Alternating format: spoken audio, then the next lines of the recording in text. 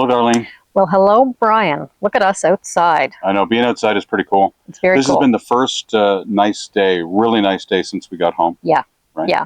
We thought we'd take advantage. Yeah. To come out and talk about our journey to becoming expats. It's going to be a bit of a ramble, isn't it? Oh, probably. Usually is. Yeah. Usually is, Brian.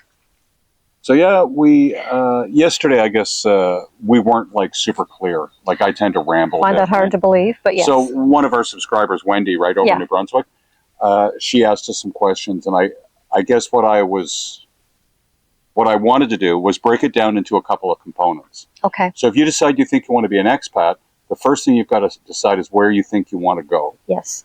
But then before you get too deep into that, you have to actually go there. Yes. So for us, our first mission last winter was to go to Thailand for 6 months. Yes. And live there. Yes. And experience the culture, the people, and learn as much as we could about what's involved in becoming an expat. Yeah. Right? So that's what we did. That's what we did. So for us, our airfare, our health care, and our rent to live there was $14,000. $6,000 for the airfare. Yeah. $3,000 for the health care, roughly. Yeah. And then the rent. So yeah. $13,000, $14,000. Yeah. Right. Yeah. But that has nothing to do with being an expat. That's strictly going someplace as a tourist, basically for 6 months to live there. That's what we were. Yeah. Once we were there and we decided that we really liked it and we were going to commit to the move there. Right. We hired an agent. Yes. He charged us $4,000 to get our visas. Yes. Right? There's places where you can get retirement visas for $200. Yeah. Different each, countries. Yeah. Different countries. Yeah. And there's countries where the retirement visa would cost you $100,000 US. Yes. So. Right? So you got to pick and choose. Yeah. But it's fairly easy to source that stuff out. Yes. So how am I doing? So that's where that figure came from, Wendy. Right. Yeah. Right. Yeah. And so going forward, the biggest decision we had as Canadians moving to Thailand was healthcare. Right? And the healthcare, obviously, it depends on you as an individual. So it depends how old you are.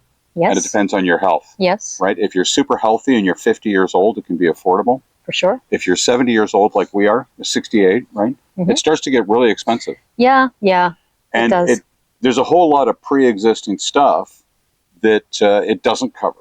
Right. Right? And people say, and it just can become very vague on what your situation is going to be going forward. We felt that when we took a look at our situation, that we wanted to self-insure. And that just means you don't have any medical coverage at all. If something happens and you end up in a hospital, you're going to have to pay. You pay as you go. And we're prepared to do that. Yeah. We didn't want to put ourselves in the position of buying an insurance policy. And then one of us is in the hospital and in bad shape. And all of a sudden you find out that you're not covered because of A, B, or C, right? Right. Yeah. Right. So yeah, that's what we decided. That's one of the biggies. Yeah. Right? Yeah. Is are you prepared to give up your Canadian health care? So once you're out of Canada 6 months, it's gone, right? You lose your Canadian health care. Yes. So yeah, how are we doing? And we're good with that. Yes, we are. Total faith in the Thai healthcare system, and we're prepared to pay. So now you've gone up to a place, you've done your research online or whatever, you've talked to people, you've been there 6 months, and now you've got your visa. Yes. Right? So now the problem we had is we got our visa, we didn't really want to come home. No, I mean, we were loving Thailand. No, if we could have had somebody take care of everything here, we would have stayed.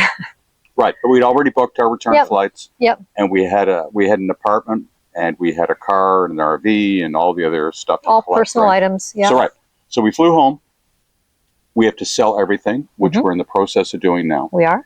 Then you have to sort out what your responsibilities are with different government agencies here in Canada. Yes. So will it affect your pension? Yes. Yeah, in some cases it will. So it depends how long you've been a Canadian citizen. Technically, your CPP, it won't affect. No.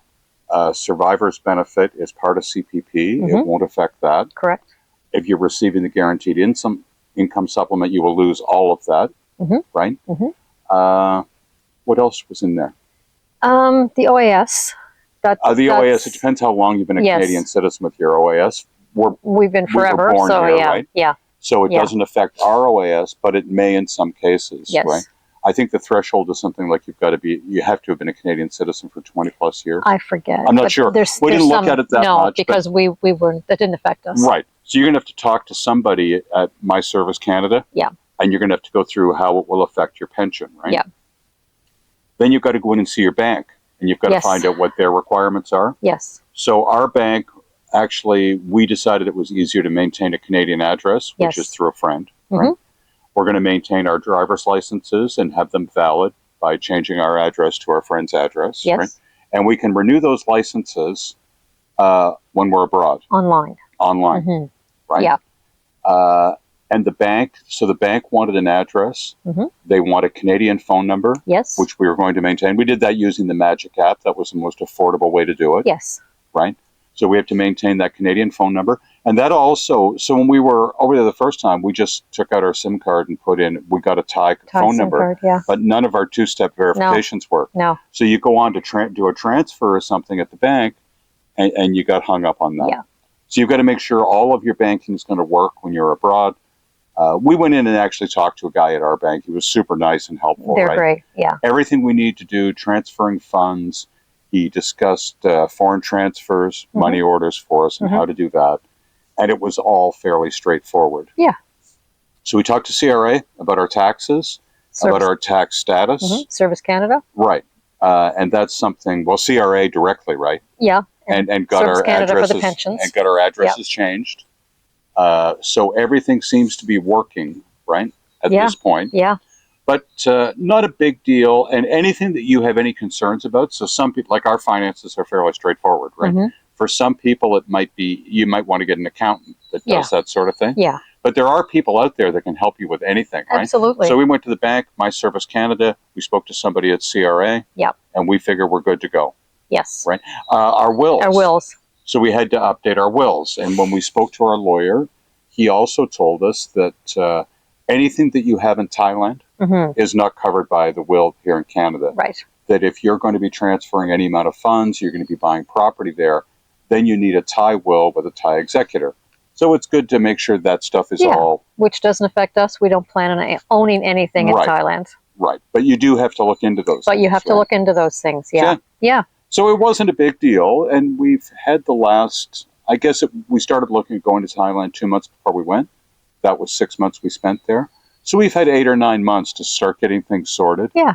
But it is a little more complex than we thought at first. It is. And It more is. so on the Canadian end of things. It is. right? Yeah, it is. There's a lot more agencies to get in touch with. And So the other thing, we decided to do was, because we're going to self-insure, we decided that we should really focus on a healthy lifestyle. yes. So I was kind of chubby, right? I decided I was going to start focusing on health. Mhm. Most of the buildings there, we're probably going to be in a condo, right? Yes. They almost all have gyms and pools. Let's take advantage of that. Right. Mhm. So, and it's hot every day. Yeah. So there's no reason we can't combine that Yeah. with the self-insuring Yeah. and make ourselves as healthy as we Give can. yourself every advantage, Yeah. right? Yeah. It's all We'll do good, it. right? We'll do it. All right. Okay. I think we've wrapped things up nicely. Yeah. Don't you think? I don't know. I think the main point is don't ask us anything. But Oh, you can ask, but Right. yeah. But there's really, really good people out there that will help Yes, you. there are. Agents, lawyers, whoever you need. You don't have to figure it out by yourself. It's actually not that hard, No. right? This is just what we're doing. This is our journey, and we're on our way. Yeah, we're on and our way. when are we going to be back in Thailand? Oh, I don't know, with the time change and the time zones. just what day? I don't know. The 27th. The 27th of June. Yeah. So in all honesty, we were only home 2 months. Yes. We left Thailand. Yes. We came home. Yes. We've sold everything. We've done all of the things we mentioned, right? Mhm. And we've still got a month left before we leave, and Yeah. everything's done. We can kick back and relax. Yeah, everything's done now. Cool. So we did it all in about 5 weeks. Hard to believe. Yeah? Good for us. Yep. Right on. All right, folks. Yep. Thanks a lot for watching. Bye now. Bye now.